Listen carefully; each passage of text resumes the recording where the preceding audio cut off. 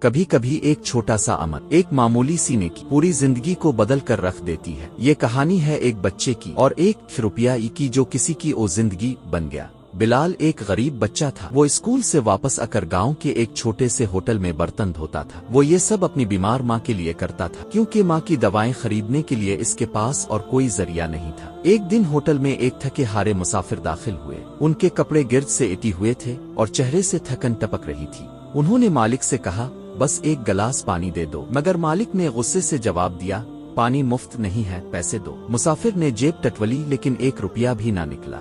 وہ چپ چاپ الفاٹنے لگے۔ یہ منظر بلال نے دیکھ لیا۔ اس نے اپنی جیب سے ایک روپیہ نکالا اور مالک کے ہاتھ پر رکھ دیا۔ کہا، چاچا ان کو پانی دے دو، میرے پیسوں سے۔ مسافر نے پانی پیا، آنکھوں میں آنسو آ گئے۔ انہوں نے بلال کو دعا دی اور کہا، بیٹا تمہارا یہ احسان کبھی نہیں بھولوں گا۔ وقت گزرتا گیا، بلال بڑا ہوا، ماں کی وفات ہو گئی۔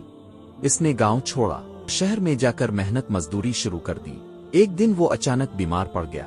اسے اسپتال لے جایا گیا، مگر اس کے پاس علاج کے پیسے نہیں تھے۔ وہ بے بس تھا، لاچار تھا اور خاموش تھا۔ ڈاکٹر اندر آیا، رپورٹس دیکھیں، مسکرا کر بلال کی طرف دیکھا، کہا، اس کا علاج مفت ہوگا۔ بلال حیران رہ گیا اور پوچھا، کیوں؟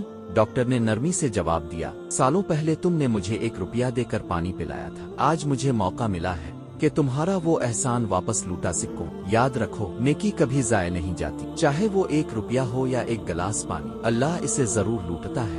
ایسے وقت پر جب بندہ بے بس ہوتا ہے،